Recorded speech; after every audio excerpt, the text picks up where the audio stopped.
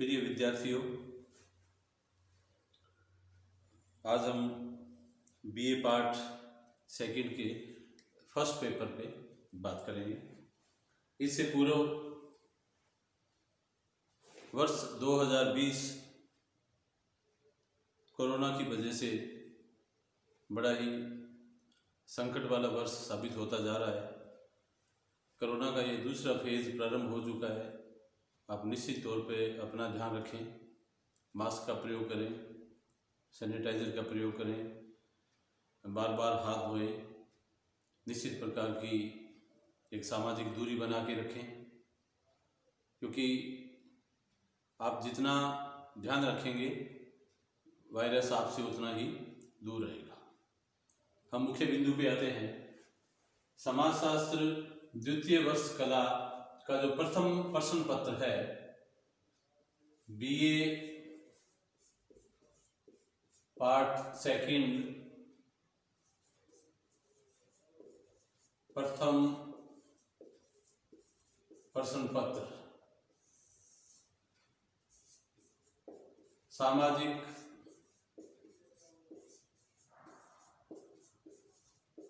सर्वेक्षण की अन्वेषण पद्धतियां।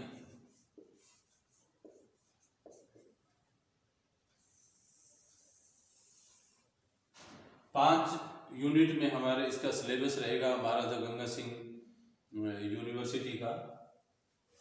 इसकी यूनिट फर्स्ट का फर्स्ट चैप्टर है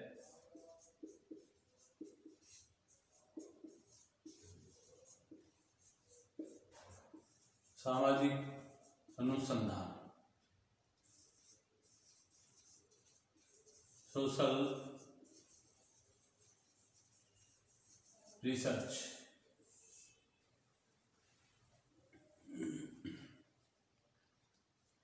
साधारण बोलचाल की भाषा में हम इसे खोज कह सकते हैं, लेकिन मैं यहाँ एक बात आपको स्पष्ट कर दूं कि मानव का जो मस्तिष्क होता है बड़ा मेधावी है। मानव ज्ञान पिपासु होता है। हर तरह की खोज की तरफ उसका ध्यान जाता है। वो और बहुत सारी विषयावली का अध्ययन के साथ साथ वो स्वयं का अध्ययन भी करना चाहता है, और उसका स्वयं का जो अध्ययन है वो उसके लिए बहुत सारे आश्चर्य छोड़ के जाता है। हम सामाजिक अनुसंधान को इस रूप में समझ सकते हैं कि समाज की कोई समस्या या विषय के संबंध में नवीन ज्ञान की प्राप्ति या के संबंध में नवीन खोज सामाजिक अनुसंधान की श्रेणी में आता है। यहाँ पर हम सामाजिक अनुसंधान की अर्थ को देखेंगे। इसका अर्थ क्या है, इसकी परिभाषाएं क्या है। परिभाषा विभिन्न विद्वानों ने इसके संबंध में किस तरह से शाब्दिक दृष्टिकोण पैदा किया है,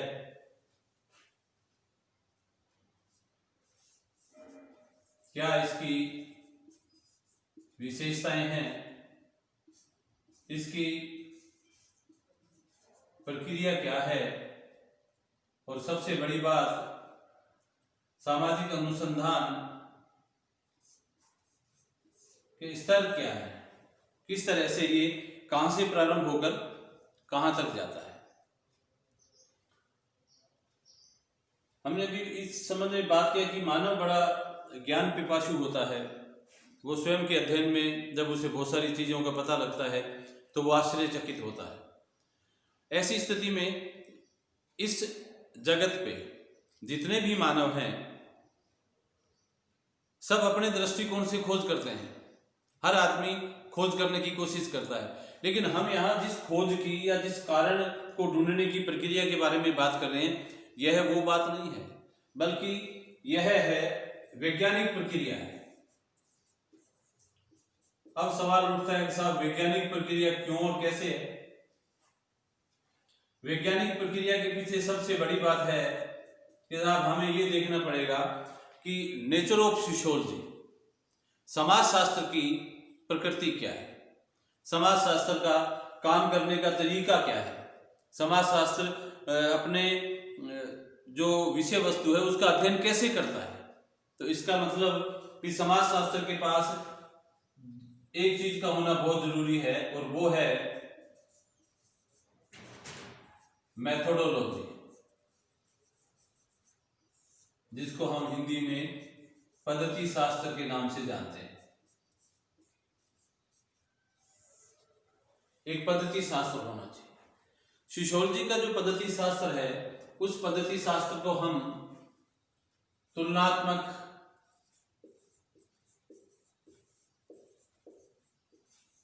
पद्धति का नाम देते हैं।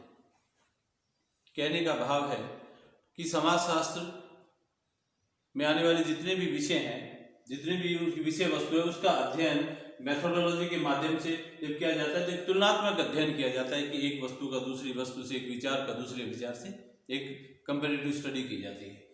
इसका मतलब जो काम करने का तरीका है यहाँ पे, वो काम करने का तरीका वैज्ञानिक है। क्यों वैज्ञानिक है? इसलिए वैज्ञानिक है कि इसका जो काम करने का तरीका है वो प्राकृत विज्ञान से आया है। देखो हमारे सामने दो तरह के विज्ञान है, दो तरह के शास्त्र है, एक समाज विज्ञान है, एक प्राकृत विज्ञान है। समाज विज्ञान में हम पॉलिटिकल साइंस को लेते हैं, आपके पब्लिक एडमिनिस्ट्रेशन को लेते हैं, एंथ्रोपोलॉजी को लेते हैं, सोशियोलॉजी को लेते हैं, इकोनॉमिक्स को लेते हैं, ये हमारे समाज विज्ञान है। दूसरी तरफ हम प्राकृतिक विज्ञान की बात करते हैं तो मैथमेटिक्स को लेते हैं, केमिस्ट्री को लेते हैं, फिजिक्स को है, जूलॉजी है, बोटनी है, इट्स आगे जो लाइन है। तो दो तरह की चीज हमारे पास है। तो समाजशास्त्र में जो काम करने का तरीका है, वह काम करने का तरीका ठीक वैसा ही जैसा प्राकृतिक विज्ञान अपने काम करते हैं। प्राकृतिक विज्ञान में जिस तरह से कार्य होता है, प्राकृतिक विज्ञान में जिस तरह से अध्ययन होता है, प्राकृतिक विज्ञान में जिस तरह से कारणों की खोज की जाती है, ठीक उसी प्रकार से समाजशास्त्र में भी ये होता है। और समाजशास्त्र में यह काम इसके माध्यम से होता है, इसके माध्यम से ये वैज्ञानिक प्रक्रिया के द्वारा, और वैज्ञानिक प्रक्रिया एक निश्चित प्रकार की मेथोडोलॉजी के द्वारा, और इस मेथोडोलॉजी का अपना एक प्रोसेस है, अपनी एक प्रक्रिया है, और वह प्रक्रिया जिसके द्वारा हम समस्या से लेकर निष्कर्ष तक पहुंचते हैं, वहां एक सिद्धांत बनता है या वहां पर एक निश्चित प्रकार की अवधारणा बनती है। तो प्रिय विद्यार्थियों, हम नेक्स्ट मीटिंग में ये देखने का प्रयास करेंगे कि गहराई से कि सामाजिक अनुसंधान क्या है, इसकी विशेषताएं क्या है, इसका अर्थ क्या है, इसकी परिभाषा क्या है, इसकी प्रक्रिया क्या है, और ये जो अध्ययन है ये किन किन स्तर से होकर गुजरता है। अब दूसरी बात आती है साहब, इसका दूसरा चैप्टर,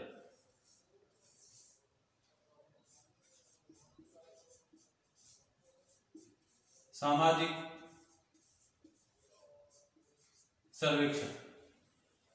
देखिए साहब, आप सामाजिक